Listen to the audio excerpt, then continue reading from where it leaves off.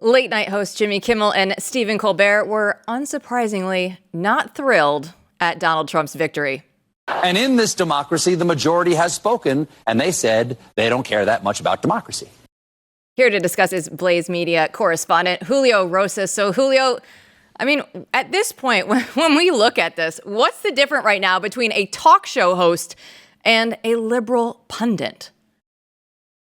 Well, I can tell you the same thing they have in common right now is that they're all crying, which is a great thing to see, honestly, because ever since Trump's first victory, right, in 2016, I mean, the reaction was so obviously shocking, but then they went into overdrive in terms of their reaction to it, and that's what was so entertaining the first time, and then obviously when he didn't get that second term in 2020, then there was that smugness, right? It was like, see, we were going to reject all of that what Trump stands for and all that. Like, we as a nation are finally back on track.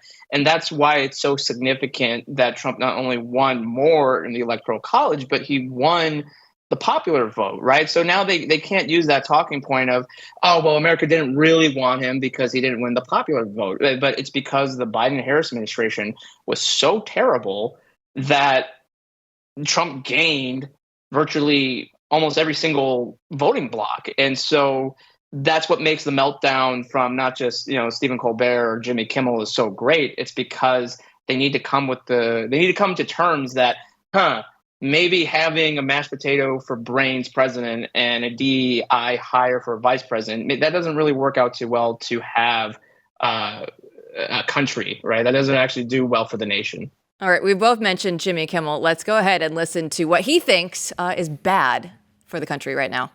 Let's be honest, it was a terrible night last night. It was a terrible night for women, for children, for the hundreds of thousands of hardworking immigrants who make this country go, for healthcare, for our climate, for science, for journalism, for justice, for free speech. It was a terrible night for poor people, for the middle class, for seniors who rely on Social Security, for our allies in Ukraine, for NATO, for the truth and democracy and decency. And it was a terrible night for everyone who voted against him. And guess what? It was a bad night for everyone who voted for him, too. You just don't realize it yet. And most of all, it's a bad night for everybody who voted for him, too. You just don't realize it yet, Julio. You're too dumb to figure this out. I think his tears are real. What do you think? Yeah, again, there's that with Kimmel. There's even more of that smugness where, again, it's like, oh, like, you don't really know. I know. I know what's best, and so therefore you have to listen to me. And when I'm not getting it. So I just think, again, I think that's why it was so important that Trump not only won, but he won soundly, right?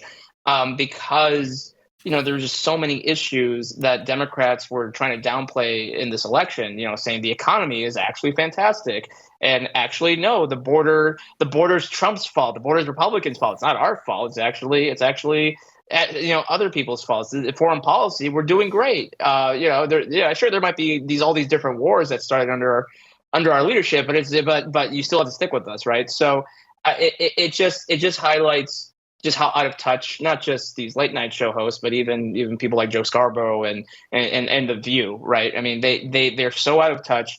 This is another, dose of reality that they need to experience because people are fed up. People are fed up with how things were, and they made their voices heard on Tuesday night. What really cracks me up about this is that it's not funny. And that's what's funny to me.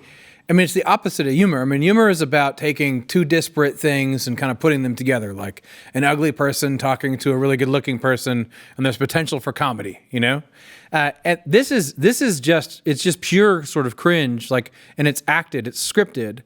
And you look at people who have no right to be talking to you about politics whatsoever, then either, I think actually he's crying about the fact that his cover is blown, and it doesn't matter how woke he pretends, he's going to get in trouble for things in the future.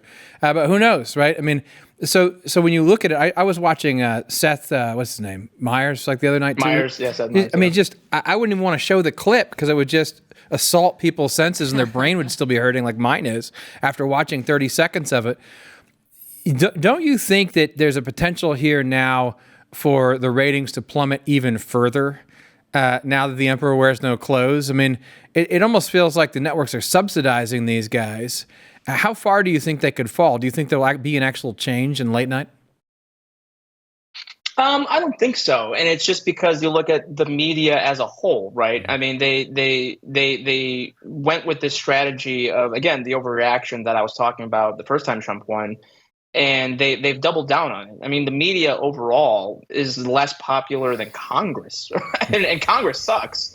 I mean, and they don't see that, like, or they don't realize it. Yeah, sure, they might see the poll, and again they just think, oh well, we're not the problem, you're the problem. So I think I think with late night as well, and that applies to late night as well. And so I think maybe it would have to take changes in leadership at the very top for the companies that own the stations and everything in order for. But even when we saw with like CNN, right, when Chris Lick was in charge briefly, he did try to change things up. He said, hey, this isn't working. We're losing viewership. We're losing money. No one is tuning into us. We're not respected anymore.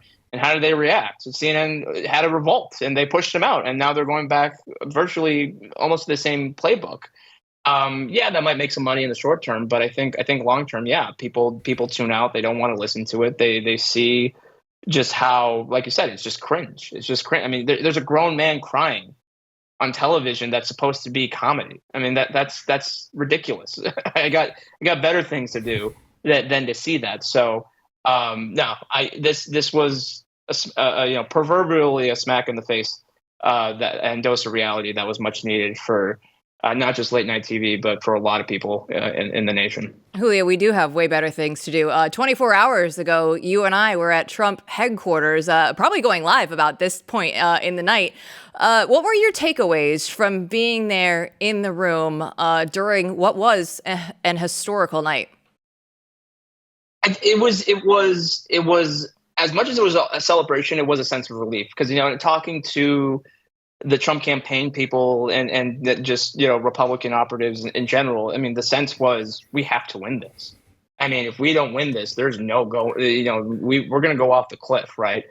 And so again, I think it was pretty cool to be there because the first time Trump won, I was in a college common room watching the election, right? And so it was his win that got me interested into actually dropping out of school and going into journalism. And now, almost 10 years later, I'm at the final victory party, for his second term. So I think that's kind of personally, that's kind of like a cool journey that we've kind of gone through collectively. So it was a great night. I was very tired, but it was a sense of relief as much as it was a celebration. And now he's got to deliver. He has the mandate, and now he's got to deliver on everything. And hopefully, he stays at Mar-a-Lago as much as he can before the election, because obviously there's still quite a few people out there that want to might try to do something nefarious, and hopefully that doesn't happen.